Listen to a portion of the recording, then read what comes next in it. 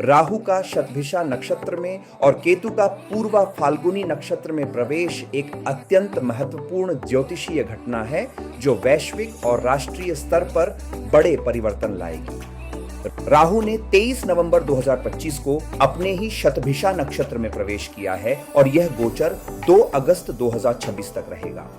शतभिषा नक्षत्र का अर्थ 100 चिकित्सक है, इसलिए इस अवधि में विज्ञान, चिकित्सा, अंतरिक्ष अनुसंधान और कृत्रिम बुद्धिमत्ता AI जैसे क्षेत्रों में अभूतपूर्व तकनीकी सफलताएं मिलेंगी। विश्व भर में किसी बड़ी बीमारी या समस्या का नया प्रभावी उपचार खोजा जा सकता है। हालांकि राहु विस्तार और भ्रम का कारक भी है, इसलिए शेयर बाजार, क्रिप्टो करेंसी और विदेशी निवेश में अत्यधिक उतार चढ़ाव और अप्रत्याशित आर्थिक अस्थिरता बनी रहेगी। राजनीतिक मोर्चे पर राहु के प्रभाव से कूटनीति में बड़े और गुप्त समझौते हो सकते हैं, जबकि सामाजिक स्तर पर भ्रम फैलाने वाली सूचनाएं, मिस इन्फॉर्मेशन और साइबर चुनौतियां बढ़ेंगी, जिससे लोगों को सच्चाई और झूठ के बीच अंतर करना कठिन हो जाएगा। दूसरी ओर केतु ने जुलाई 2025 में शुक्र के पूर्वा फाल्गुनी नक्षत्र में प्रवेश किया है और यह लगभग 26 जनवरी 2026 तक रहेगा।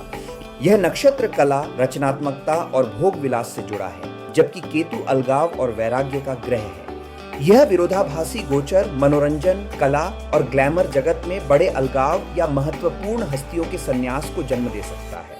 व्यक्तिगत स्तर पर यह लोगों को भौतिक सुखों से मोह भंग करवाएगा और उन्हें आंतरिक शांति तथा आध्यात्मिक मूल्यों की ओर प्रेरित करेगा। सरकारी स्तर पर केतु की शुद्धि की प्रवृत्ति के कारण कई देशों में भ्रष्ट तंत्रों पर कठोर कार्रवाई और पुराने नियमों को समाप्त करने के लिए निर्णायक कदम उठाए जा सकते हैं, जिससे लंबी अवधि में समाज में एक सफाई प्यूरिफिकेशन आएगी।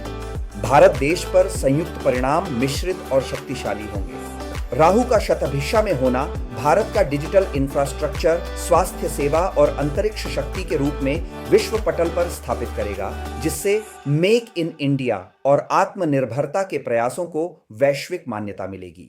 यह समय तीव्र आर्थिक विकास और तकनीकी उन्नति का वाहक बनेगा, परंतु केतु के अलगावकारी प्रभाव के चलते देश के भीतर आंतरिक वैचारिक विभाजन और कुछ क्षेत्रों में असंतोष बढ़ सकता है, खासकर आर्थिक नीतियों को लेकर।